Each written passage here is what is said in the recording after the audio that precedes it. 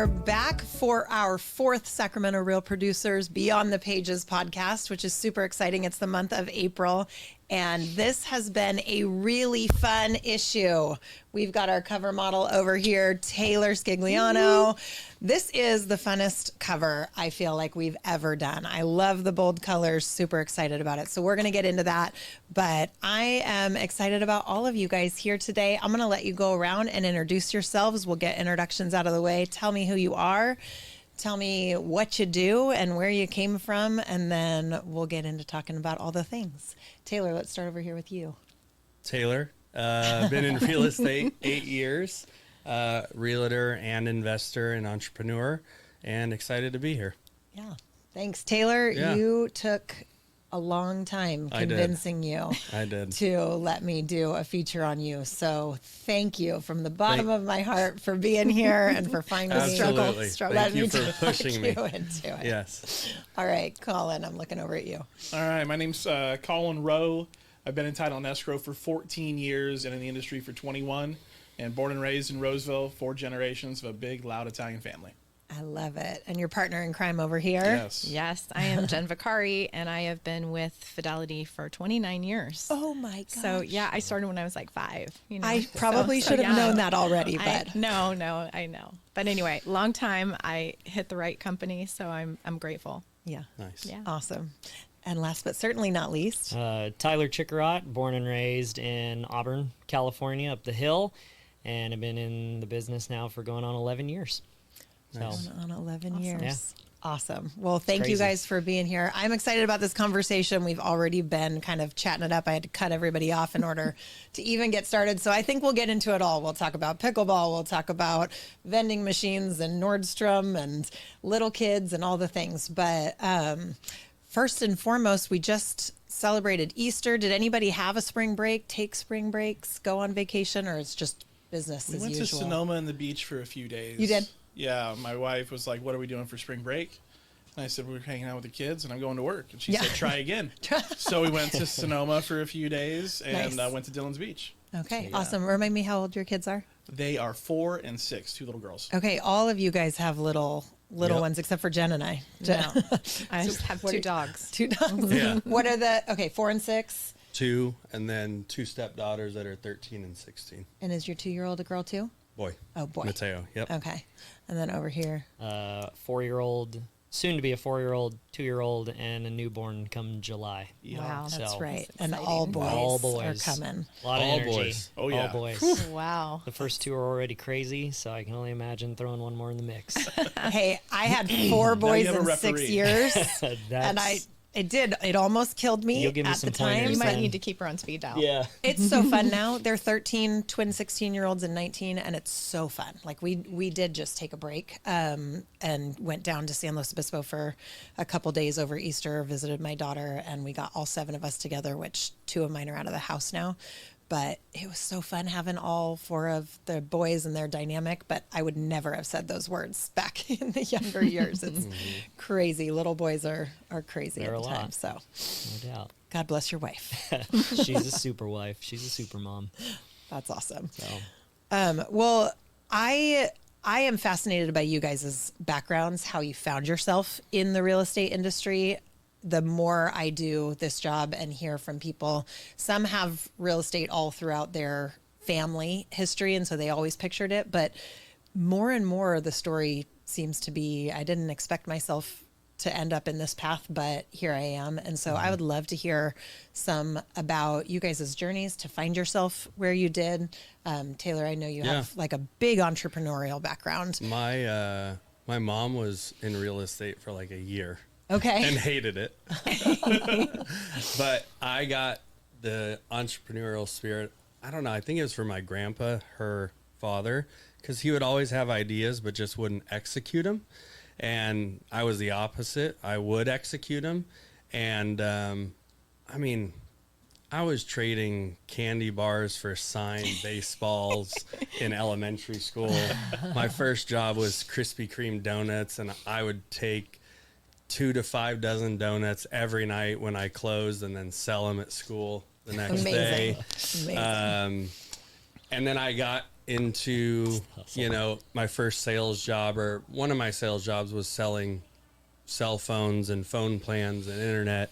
And I was their number one person. And that's kind of the vending machine, but it was a kiosk that I created where people would come in, and all of us have an iPhone, I think, here, or, a smartphone. Android. But you have a phone. You have a phone case, and people would come in and they would buy a phone case. And I'm like, they're spending $30 to $50 on a phone case that's just boring. So I came up with this idea to have like a printer, like bigger than this table, and we would custom make your phone case with a picture of your grandkid or your kid or your dog on it. Oh. I got family to invest $50,000, and I opened a kiosk and then had an office warehouse, and we would ship around the world, and people would just send their designs in, and then we were making them for colleges and for all this. And long story short, it afforded me to buy my own home and grow as a person. And then Mike Sory's my now business partner. He was my mom's listing agent, and his buyer's agent helped me buy my home. And I was like, I could do this.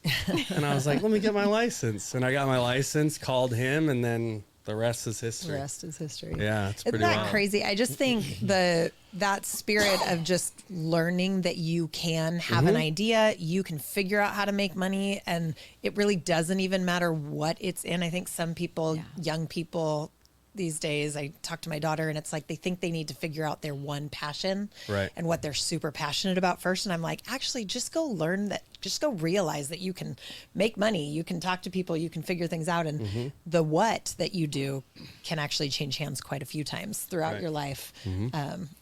So anyway, I think that's fascinating. What about you, Tyler? My path's a little different. Excuse me.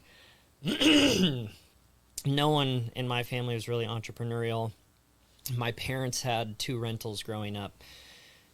And for me as a kid, one of them was always the labor house because we had to go pick up leaves and sticks. And the other one I deemed the poop house because it had a septic system. And I just remember my dad always having to do stuff with the septic. So my relation to rental real estate was work and poop house. That's hilarious. And in all honesty, I was a senior at San Diego State. And I ended up going to a guy, Kiyosaki, Rich Dad, Poor Dad, had a little seminar. And it was, how old are you as a senior? 21? Yeah. Is when it finally clicked. And I was like, I get it. Those rentals over the life of my parents have been an income generator for them. Obviously, all the other benefits of real estate. And so I ended up going and working for Hyatt Corporation. My degree was hospitality and tourism management. And did that for almost 2 years, realized I didn't want to climb the corporate ladder. Especially with how much, I was working as a management and trainee and then promoted, but it was long hours, wacky hours, which is kind of the same thing in real estate. So no difference there. And ended up leaving, traveled, lived in Australia for a year, came home, almost went into recruiting and decided to come home and asked a good friend's mom, who was always a top producer in our area, if she would mentor me and take me under her wing to get into real estate. And my vision with it was the investment side because it clicked as to what rentals can do for your financial future. So I jumped in thinking I'm going to be more of the investor, buy and hold and build that rental portfolio. And first year in the business, I was actually bartending and working to bring in an income, but made it a goal to also want to buy my first property. So I ended up buying a triplex and lived in one of the units and rented the other 2 and did the whole house hacking thing. And that was kind of what started. But then fast forward 11 years and helping other people obviously do the real estate process of buying and selling and investing is what it's morphed into. And I've done a little bit of investing, but not as much as I probably would have thought I would have when I started 11 years ago. Which makes sense to me with your degree and background in hospitality for that customer service side of things and the working with personal clients. I think makes sense. You didn't know it at the time, but that background and skill set is going to translate to you really enjoying serving each individual client. In that Serving way. in the relationship is what's huge for me in this business. I love that. I like that there's so many different ways to do real estate, models to succeed in, and directions to find yourself going. So, and I've talked to other agents, so they literally like the cold call. They have that list in the dialer systems and stuff. I couldn't do it. I don't think I could do it. Yeah. Not my style. Yeah. So yeah, we're going to get into some old school methods and door knocking and things like that we'll talk about too. But Jen, tell me, 29 years. I know, it's a long time. Before I was at Fidelity, I worked at Nordstrom, and Nordstrom is a great place to be. You learn a lot about customer service, managing 20 women and all different ages, and that was a lot as well. Yeah. But I was to the point where I needed something more, and I didn't want to move to the Bay Area, because that's where you would, if you were just going to keep going. And you do another thing at Nordstrom, you start at the ground up. So you start at the stock room to sales associate to assistant manager to buyer. So, excuse me, they have a really good foundation on how they train their people. But anyway, it was 10 years and I was ready to move on. And a good friend of mine said, you need to come work in the title and escrow industry. And I said, what is that? Because I had no idea. And I jumped in. My dad was furious because he's an attorney. He had his own practice, and he was just like, "How could you do this? How could you, leave Nordstrom? They've been good to you, And they were great to me. But I did it. I jumped in. I met Tom Bollinger, who has been around for a very long time, and he took me under his wing, all because I worked at Nordstrom. I had no idea what I was doing, and before long, I realized what I was doing, grateful for the experience, grateful for getting into it when I did, because back at that time, it's a little bit different. Our world in title and escrow is a little bit different. And now we're lucky because Fidelity is right at the forefront of all the products and services that the agents and the lenders need to generate business. And I don't, if we didn't have that, I don't know what we would do. And we have amazing escrow teams, so we're pretty fortunate. But that's kind of how I got started in it. And I've met the most amazing people in this industry, and I want them as friends, regardless if I'm in the industry, if I'm not in the industry. It's just been pretty amazing. So that is the one thing I'll say about real estate. It's full of people. Yeah. So it's pretty enjoyable. You can find connections, and there's just a lot of, and you have way more connections than you think, And I just was hearing you as you work out early in the morning. I do too. You sound like you do too. We're all up at 5 a.m. getting the business done. So that's a good thing. Yep. Yeah.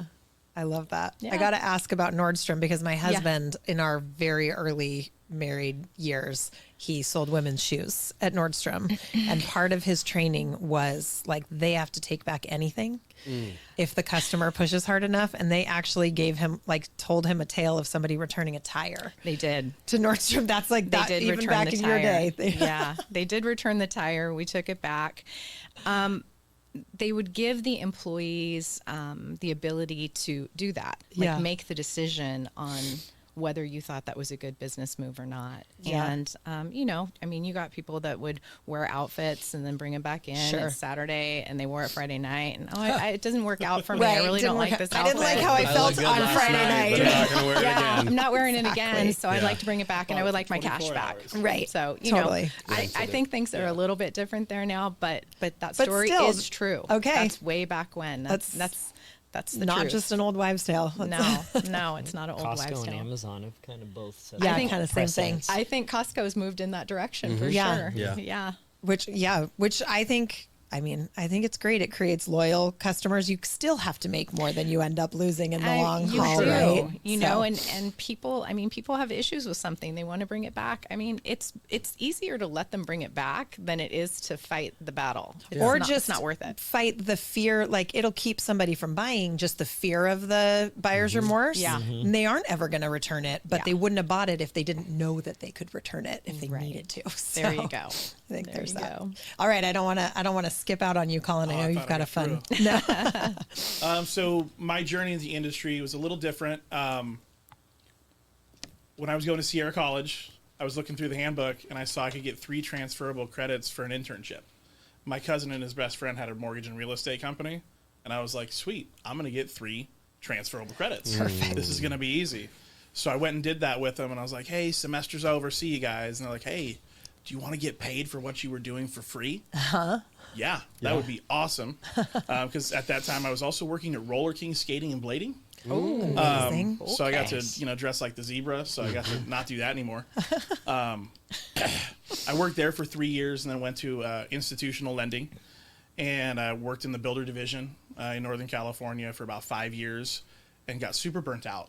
Like I went from like 40 hours to 80 to more. And it was just not fun anymore. And I picked kind of life over that. And I traveled for 3 or 4 months, helped some missionary friends down in Mexico, went to the East Coast, put up Christmas lights for my grandparents' friends, took them down, which was not as fun. And I knew I wanted to stay in the industry. It wasn't going to be lending, and I didn't want to host open houses. Yeah. So my aunt has actually worked for Fidelity for 26 years. Okay. And she was adamantly opposed to me getting into title and escrow. And I was getting ready to take a position with another company, and she's like, you need to talk to Brian. He's going to talk you out of it. And Brian has been with us. He's our regional now, but for a very long time, he's been with us for 30 years, 29 years. Yeah. And we met and had coffee. And at the end of it, we shook hands, and he hired me. And one of the caveats was he had to tell my aunt that I was going to be working for the company, not me. There's a healthy fear and respect there. Yeah. And that was 14 years ago. Okay. Nice. And so it's been really neat. Started in Placer County, and I'm fortunate enough to be the sales leader now and have an amazing team of 21 people that care deeply for their clients and their craft. And, I have amazing veterans like Jen who are helping like the next generation of title and escrow salespeople be more than here's a notepad and a pen, but here's how we can, come alongside, listen, and assist our partners in their goals. Totally. I love it. Thanks for the background, everybody.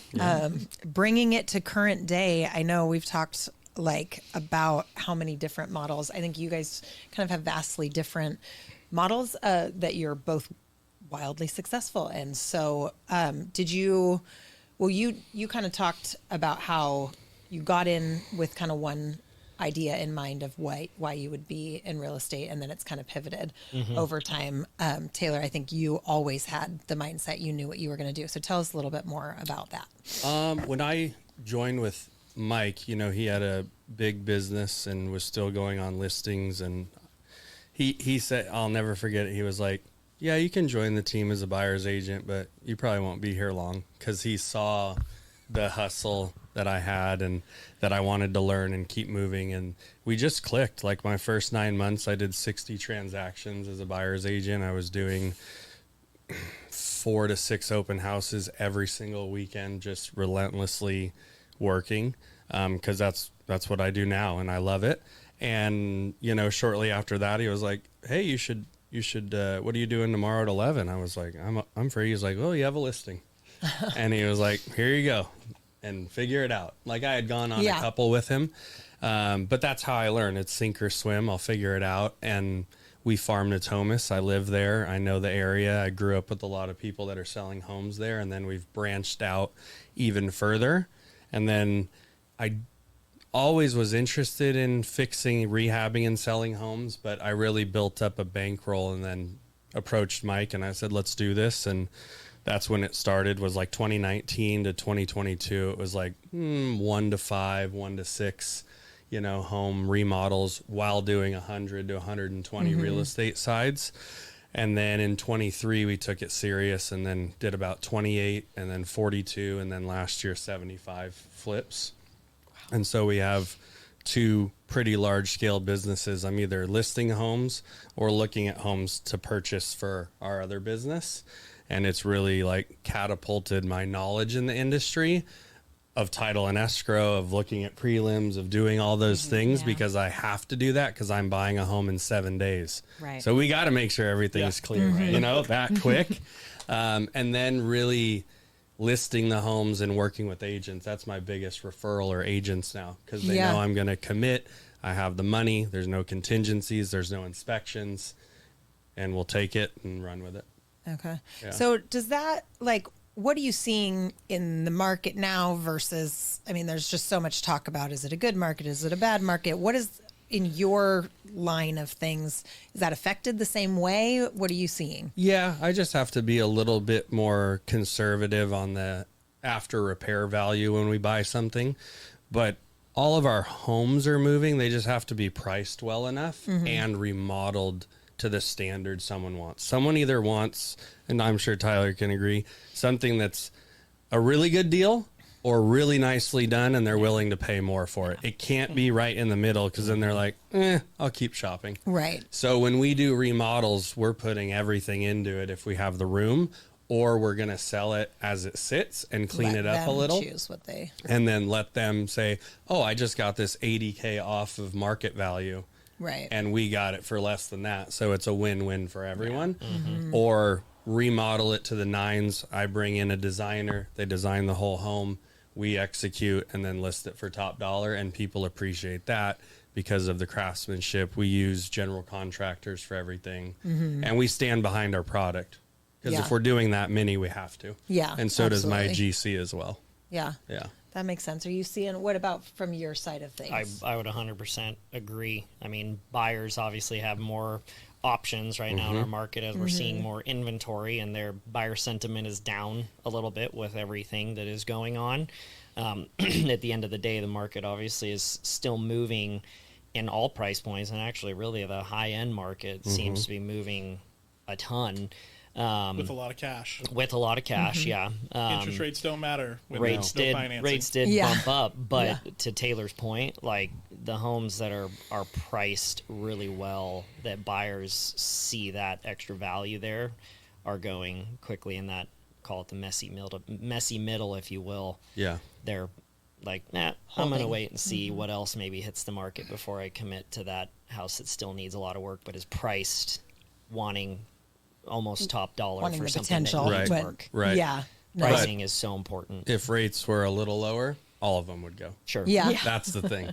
Yeah. It's like it's got to be really nice when it's going to be top dollar for sure. And buyers obviously are incredibly rate sensitive, and that's the conversation I have with our clients. It's like, you got to look at what it is today. I've never liked the saying, marry the house, date the rate. Right. Because if rates don't ever come down, you're locked in at Yeah, that you're rate really- for You 30 may be years. dating a long time. Yeah. So the whole push of just refi when it drops, I've never liked that, because if it doesn't, like, you better be financially comfortable Yeah. Yeah. with that payment indefinitely. Yeah. Right. Good So- advice. I understand the sentiment, but it Right. seems like kind of risky advice and sounds better than maybe it necessarily can end up for you. Right. So I'm curious, just being in this industry that is kind of, you had mentioned like the grind of working in the hospitality, having, just crazy hours, but then getting into real estate and it not being all that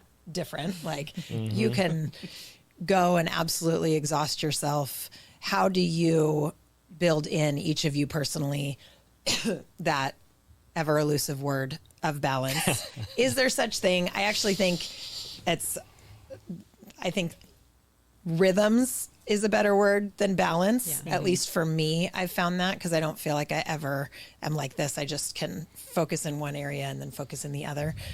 But I'm just curious for you guys, what does that look like for you? What do you build into your lives? I know a lot of you talked about working out early in the morning as both your network and your sanity. Yeah. Just curious, open-ended question. Yeah, I also teach yoga on the side as my I fun love job. that. Yeah. I love your posts about that, by the Thank way. you. At 5:30 in the morning. So if I'm not teaching, I'm practicing. But my day starts at 4:45, and I think that it here's the thing: if I don't get up at 4:45, I come into the office. I look around, things aren't right, something's going on, and I'm thinking, what's wrong with you people? And it's me. Yeah. It's not the people, it's me. There's something wrong with me, which means I didn't go do what I needed to do for myself.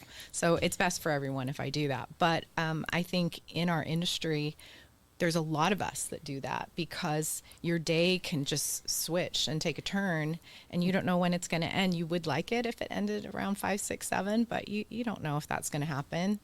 And I feel like if I start in the morning, it just all flows so much easier. And I do answer calls at night and I help people on the weekends because you're all working, you know, we all help each other out for the common goal. So it always makes it better for me. Winning the mornings is huge. Yeah. Like I think we're all kind of morning people or forced to be. Yeah, speak for yourself. I love it. I call it a blend. Like there's never a balance. It's a blend. It's all together. And I'm very lucky. My wife is an entrepreneur as well, so she understands, you know, schedules and things changing. But like, I know what's going to happen before 9 o'clock every single day. Yeah. I'm up early. I'm in the office by 6:30 or 7. So I have like my golden 2 hours of getting stuff done before my phone starts ringing. Yeah. Right. And then we rock, we roll, we get stuff done. And a few things that help me with like the balance with 2 little ones. When I get home, the first hour, my cell phone is on the counter. It doesn't exist. I get down to my kids' level. I give my bride a kiss, play with the dog. Like we do those things. And one of the things I came up with for this year, and so far we've done it, every weekend we at least have an overnighter or something with the family together to spend time. Like it can go so busy. And someone told me this when we first had children. The days are long, but the years are short. It's so true. And that is one of the most true statements. And like, I don't want to just be in proximity to my family. I want to be present with my family. Yeah. Amen to that. And the same thing, like So when we're true. at work or with our clients or our partners, to be in presence with them and not just proximity. So I Right. really try to like hone in, focus, be there. And like I have great mentors that will challenge me and ask me that question on a regular basis. Like, hey, how are you doing? As opposed to just assuming and going. Like it helps me kind of stay on track with that. And that's been such a blessing. And like little things like the last Friday of the month, I show up to the office at 9 because I do breakfast with my kids before school with a bunch of other dads. That's cool. And like the first time I was like, I don't know if I can do it. Right, totally. Right? And then it you feels know what? like that. I showed up at 9.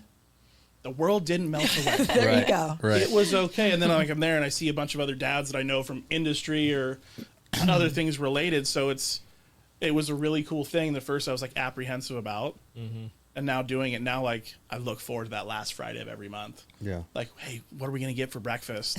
And you know, where are we going to sit? And that little time of bringing the daughters to school, because I don't normally get Right. that. Yeah, That's great. I love that. That's really good.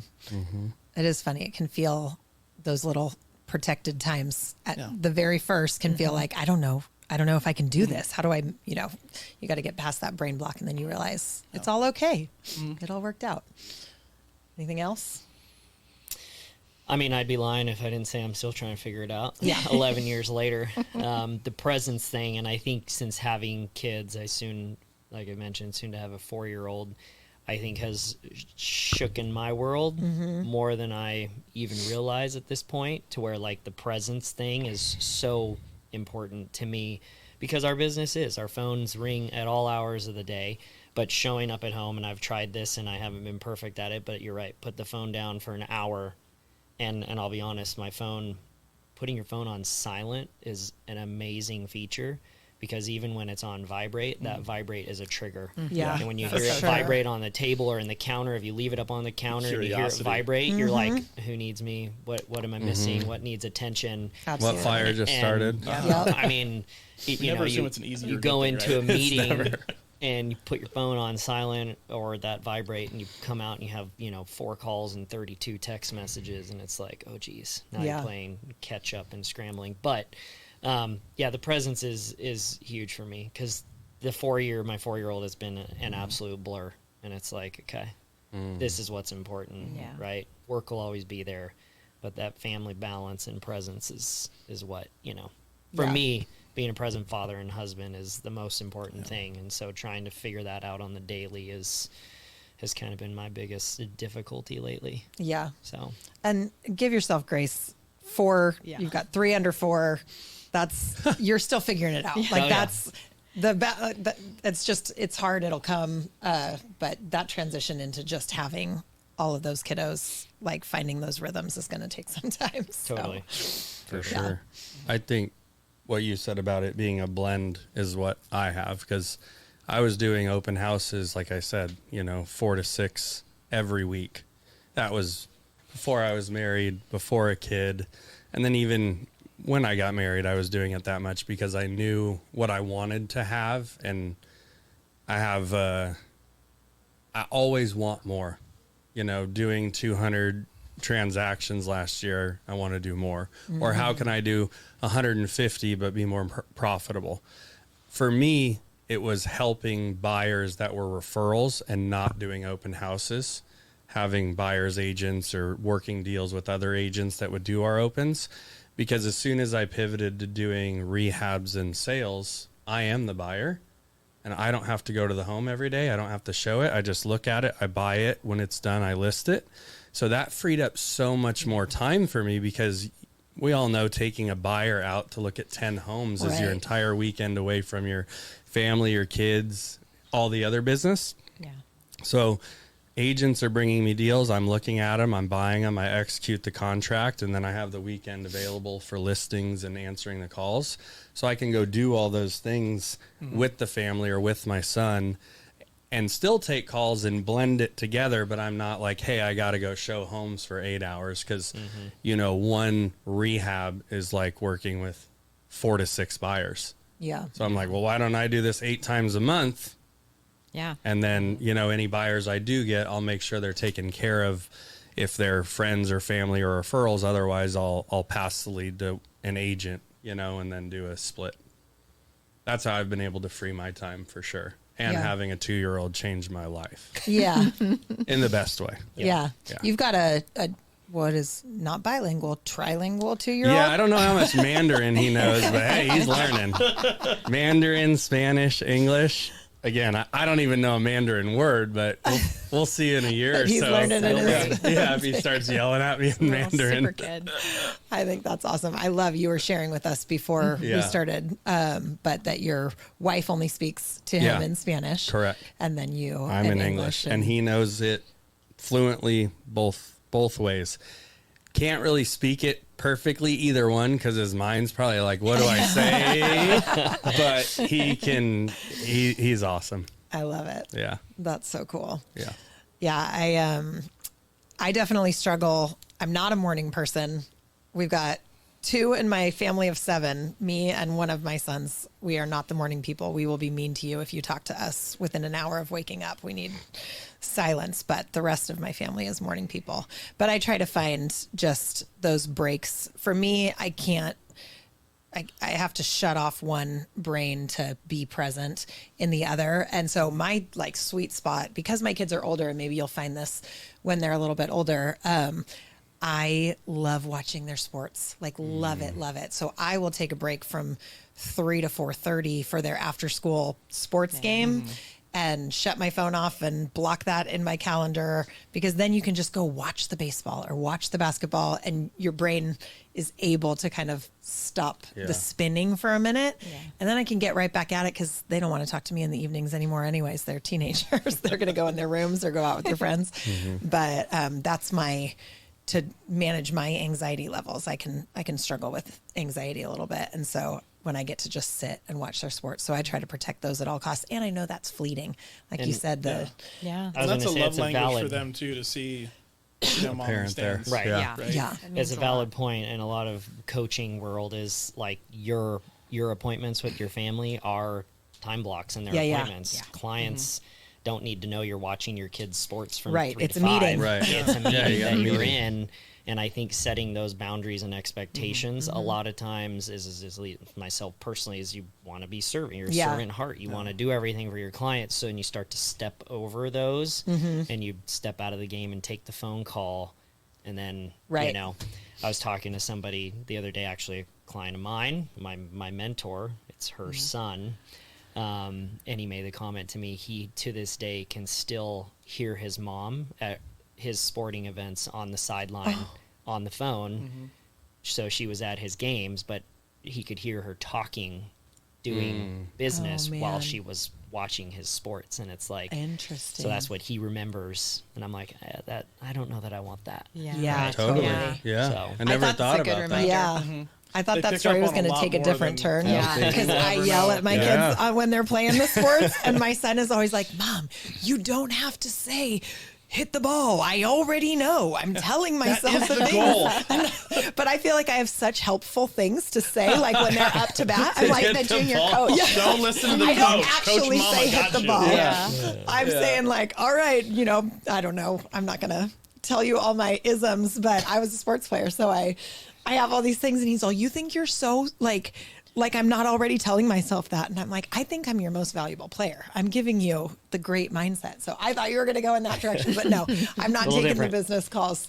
I think I need that reset. It's amazing how much more grounded I feel after taking that break, checking out, thinking about something totally Well, different. that's fresh air. That's outside. Like, Right. Those are good things that our bodies actually really need. Right. Mm-hmm. Literally Too. physiologically. And then you can come back to a situation that was stressing you out and you couldn't see clearly an hour and a half ago. And all of a sudden it's just The not as recharges cloudy. and Have you guys scrolling heard? on Have you guys Instagram. heard about forest walks? Have you heard that? No, tell Forest us. Walks? It was. I think I learned it from a coach, but it's literally, if you go on Google, I think there's literally like videos where you can pull up your screen, and it's literally like walking through nature While you're looking at a screen? Oh wow. while you're that's looking at a hilarious. screen, but Okay. it's shutting down and like letting your brain be kind of at peace in Yeah. nature outdoors. But they call them forest walks. I'll be honest, I haven't Tried it, but still. it's kind of The like a thought of it. meditative, Yeah, it is. a meditative thing to calm your angst. Yeah. And spend whatever 5 or 10 minutes in a forest walk, even if it's a digital forest Yeah. walk. I think there's a lot of value in it. Only That's would we actually come up with that's a that. great thing. There's no bears in that walk or Yeah. anything to jump out at you. At That would be That messed up couldn't if they hurt you. threw one in a forest walk, though.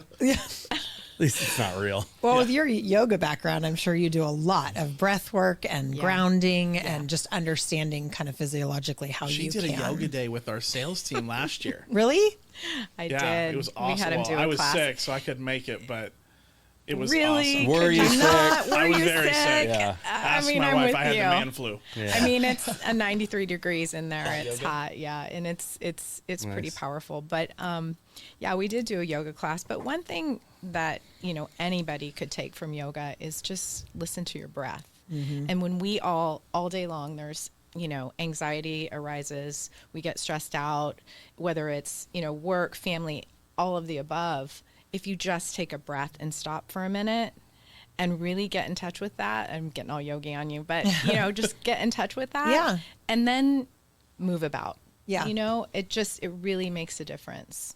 I wish I would have had that when I was in high school and college, because I would be the person studying so hard, just like knowing everything, and then get there and know nothing and not understand what has happened to me. And I can imagine that a lot of kids go through that, I mean, starting young, there's a lot of pressure. Yeah, So- absolutely. Get them into yoga. Get them breathing. I love Sports. it. Well, that calm yoga. time, like, I don't know if you guys have heard of the Calm app, Yep. but I listen to it our every company night. provides it to us. Like, Yeah. I love it. It's a crack up because, there's the Matthew McConaughey, like, Oh my he gosh, that guy's voice. He reads it, and it's hilarious. There's a lot of funny All memes, right, but all like right. just listening to something to transition my head sometimes to like recenter, like you said. Yeah, they have some soundscapes Yeah. and just Yeah. sleep stories, but Is it'll calm kids down. incredible. It's really good. Yeah, That's cool. Yeah, we do it with our girls every once in a while. Yeah. If they're like a little tired Sure. into their feelings. Hey, let's listen to this for a minute and breathe. And better than anything I could have ever said was just Wow. let's pause for 120 seconds. Should try that with my 4-year-old when he has his temper Oh tantrum. no, it's really And a nature walk too. And the nature walk. you can Oh, have at the same you can time. have them blow out your fingers as candles too. It helps them breathe when they're having a fit. The little ones, bring them up and be like, "Can you blow each one out?" And then it makes them take their deep breaths I and love that. get regulated That's with their great. breath. Just little tips here and there. I think there's Don't try so with much more Yeah. accessible We'll go to the to little escrow kids. officers. Can you blow this out? When you have a client that's all little irate, stressed. hey, You're all, blow "We're out gonna the blow out." candle. Time out. Blow out How the many candles, candles? please. How many candles do you need? I think you need 10 right now. So let's go. There you go. That's really funny. Okay, so there's working out for balance and your own kind of breath work and stability in the mornings. There's also working out for networking, apparently, right? We just talked about pickleball and gyms. as your like a greatest referral source. Is that something you did intentionally to build a referral network, or you did for the other reason and then stumbled in and realized, oh my gosh, this is the greatest referral network ever? Or a little bit of both? For me, I would say the latter. My brother and I work out together in the mornings and have for the last couple of years. And it's early morning, usually at the gym by 4:30. And I don't want to talk to people at that hour. You know, my brother and I are doing our thing. But over the years, it's, you know, you get the question like, hey, you in real estate? And Yeah. one thing leads to another. But it's not like I'm actively trying to use the gym as Sure. a lead generation source. It just is more organic. Yeah. So I think for me, working as much as I did in the beginning, like you just eat whatever's there. Realtors always are having get-togethers and drinks and going out Sure. to dinner. So I just saw weight stack up, and I've always been athletic and worked out, but not when I'm working 12, 13 hours a day, every single day, no days off. So I joined Orange Theory, and not thinking it would be a referral source, but I go talk to people. It doesn't matter if it's 4 a.m, I'll go to talk to them, or dance in class, or Oh, I would hate you. I know it would be great, but like, then you would "Get love away me from after, me." like, oh, he's here every single day, Yeah, look and at okay, him. I'm laughing at him. It's Right, fine. totally. But I've met a close buddy that builds custom homes. I've sold him a couple homes. I've met, you know, other people that have their kids that are selling a loft and buying a home. I've helped people remodel their houses through that. And Orange Theory has this community online where everyone kind of follows each other on Instagram. So they see there my you posts, go. they see the rehabs, and then they approach me. Sure. Yeah. And so it wasn't like, hey, I'm in real estate. They would come up to me like Organic. they It's did more of a for magnet. you. yeah, And then they would see the, you know, the transition of something that was a hoarder home to something really pretty. Then they ask questions. And then more recently, I've gotten into weightlifting. So I do 5 days a week at Orange Theory in the morning, and then 3 days with a personal trainer. And so I'm not trying to build that up there, but I'm seeing the same people every Tuesday, Thursday, Friday when I'm there, Yeah. acknowledging them. And I know it'll roll into something at some point. Yeah. Yeah. Totally. It's all an opportunity is how I exactly. look at it. Yeah. Well, when you show up and you're consistent, too, Yeah. Exactly. it's just a matter of time Right. from the organic Yep. growth side of it. For sure. I think networking is so much about doing what you organically would be doing and then just being present. That's where the real relationships, Yeah. real people, you know, it's not some sterile networking environment. Right. But then you guys also go way back to basics with door knocking and notepads. We were talking about that all the way from the, you know, that's pre-internet style stuff, but it still works. MLS was Right. a book. Yeah. Well, and being involved in the Placer County Association of Realtors, when I've had conversations about people that are considering whether they're agents, vendors, affiliates, whatever, getting involved in the association, it's that whole consistency thing. You show up and you just be your authentic, genuine self. Yeah. Like over time, Yeah. it's a matter of time before things will just start to ebb and flow. Yeah. So I think with the like internet and social media and AI and all of the things that are so tempting to think, oh, we don't need those old school face-to-face sort of ways. I can be more efficient. I can go out. I think it's tempting to think that you don't need those things anymore. But I find everybody that I talk to that does them says, no, that's All the digital drives right back to the 3D, the human person. Yeah. Right? Like all those things, it funnels back down. Well, and if you think about it, everyone is on social media pretty much doing the same thing. A home tour, Right. a talk about your new listing, a this, a that. Whereas like my business partner, Mike, who I say for Natomas invented door knocking and dropping off flyers and notepads. A lot of people copied him and then stopped because they didn't see the return. So now everyone's doing the social media and copying it.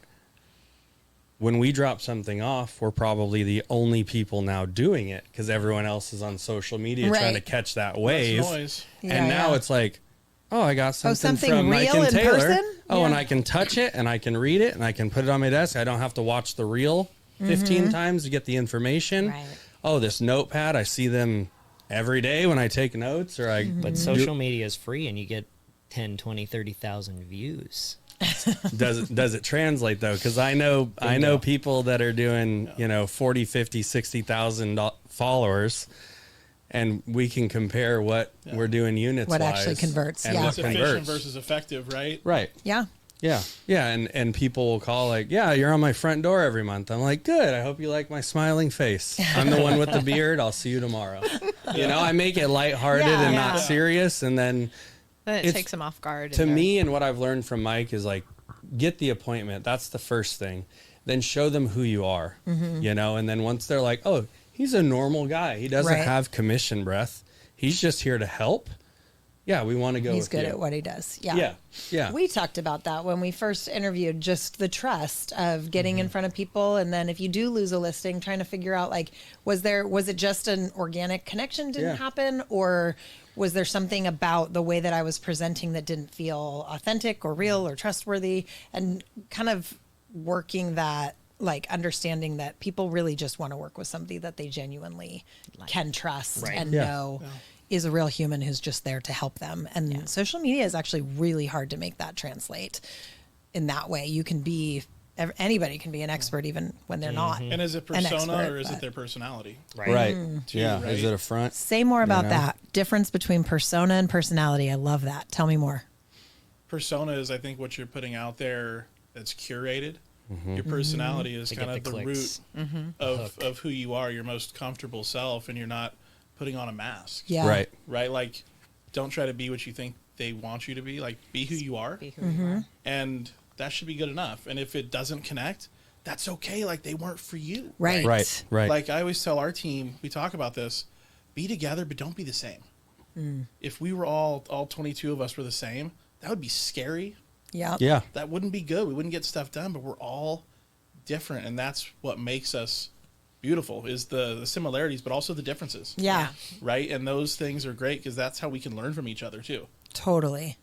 I love that. I think everybody is so obsessed with their brand and their branding. And there is something to marketing and branding, and you want to look intentional and professional. And I think that, I've told people this with Real Producers, what we're trained in is a 50% personal, 50% professional sort of formula and model. We do want to look high brand and super fancy and flashy, right? Because that's fun, and it shows people like we know what we're doing, and we're like, everybody's brand is really different, and you want your brand to represent your personality, but then you have to make sure you're bringing in that personal, off the cuff, very real. It's not just your brand, it's not just your persona, it's genuinely who you are, because that's who people are going to connect with and trust. And it is nice to know that there are 1,000 different ways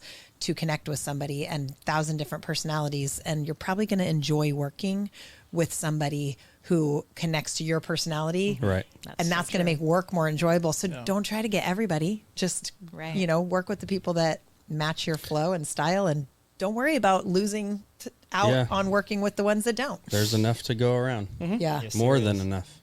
I even totally. said that in a lot of my listing appointments. It's, especially if they say they're interviewing others, it's like, great, interview until you find the person that you wholeheartedly trust and feel that is going to represent you, how you want as your fiduciary and everything. Right.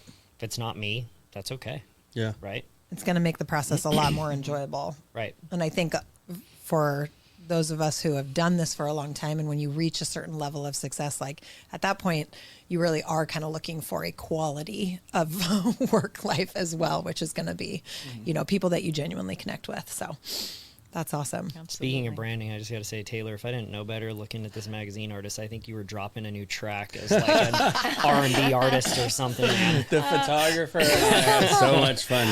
Actually, New breaking news. I normally wear shorts. I am not a pants guy at all. well, thank you for putting pants Yes, on. I put them on for you four. But no, that's kind of like when I'm at the office at Keller Williams.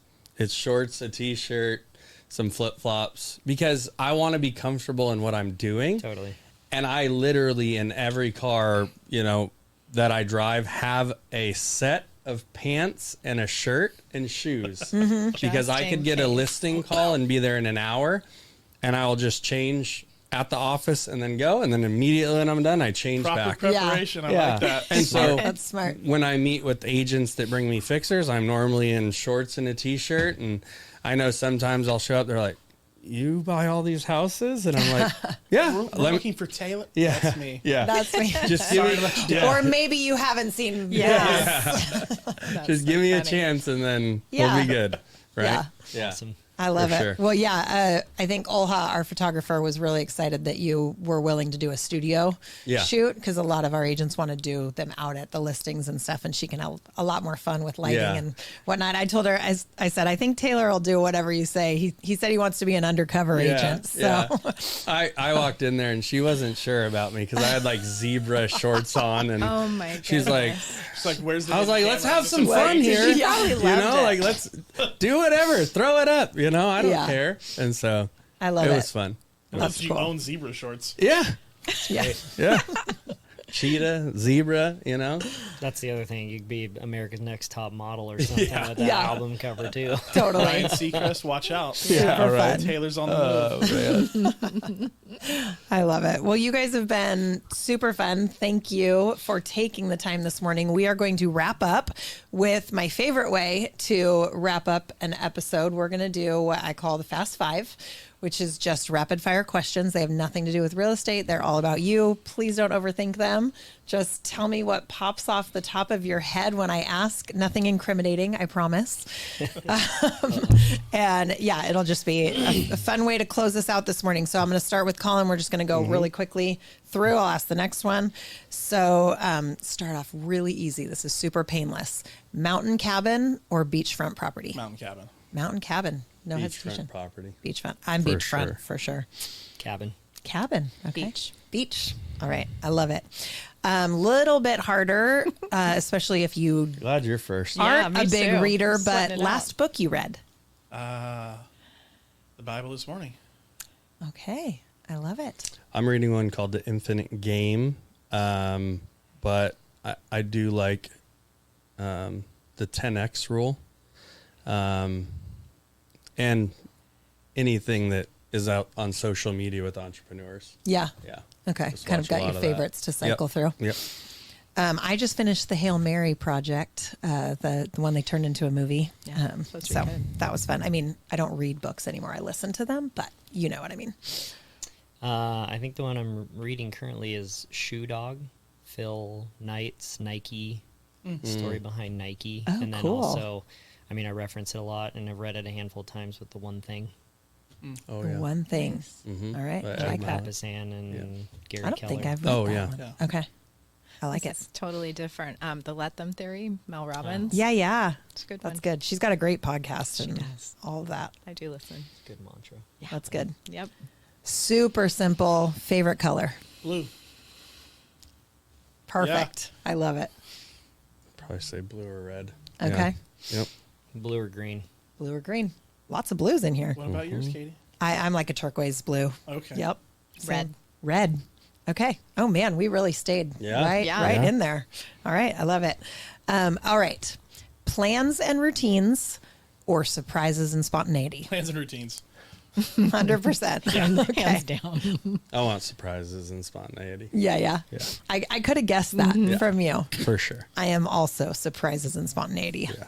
I was gonna say I feel like I'm in the page of life where I need the plan and routine, Okay. and I miss surprises and spontaneity. I like throwing curveballs at people and family Yeah. and doing surprise kind of stuff and spontaneity stuff, but I would like more of it. Yeah. So Just plan Plans. it. Plan your spontaneous Plan plans. that. spontaneous. Yeah. I'm a planner. You're a planner I'm a too? planner. Yeah. All right. Okay. And then last, if you could relive a span of 5 years in your life, like a consecutive 5-year span, what years do you think you'd go back and relive? 5-year chunk. The last 5. The last 5. Yeah. I love that. Yeah, I became a daddy. Okay. Yeah. Same. That's great. Last 5. For sure. That's a good last 5 years of your life then, guys. I Yeah. love it. A lot has happened for sure. Sweet. I'd probably do 20 to 25 because that's when I fell in love, got married, and became a mom. So all in 5 years. I would probably go back to 2012 era. It's when I studied abroad and got the travel bug and did between those time frames before work. I mean, traveled in Europe while I studied abroad. Yeah. Traveled with my brother in Central America backpacking. So I had a lot of fun experiencing the different cultures and having kind of that carefree lifestyle. How close were you and your brother in age? 2 years. Cool. Yeah. Oh, that sounds amazing. Yeah. I'd go back to that too. ton of those windows where I did a lot of travel. Yeah. That's great. That, I mean, mine's kind of along the same lines. I would do 25 to 30 because I had a lot of opportunity to travel, but I didn't take it because I was afraid of flying. Oh. And I finally realized that, you know, it's okay to fly. And I've traveled so much now that I could have done so much. And I wish I could go back there and take it back, but I'm trying to make up for it now. So, Yeah. I love that. Yeah. The yoga breath helps on the plane. You blow candles That out? breathing. I'm going to do the candle And the thing. person Don't worry. next to her is like, what is she What doing? is she? She's kind of crazy. None of you are going to moved me forget that. I so- didn't No, realize I was no, going to be I'm so not. I'm gonna packed. use You're that. actually going to use it today. Yeah, I'm I going to know. use it with my So, son. Yeah. Yeah, I love it. Especially when they get an injury or something. Okay, let's just focus on this for a Yeah. minute. Yeah. Rub some dirt on it. I love it. Yeah. Awesome. Well, thank you guys so much Thank you. for Thank you. being here this morning. Thanks everybody for listening and joining us. And we will see you next month for another episode of Beyond the Pages.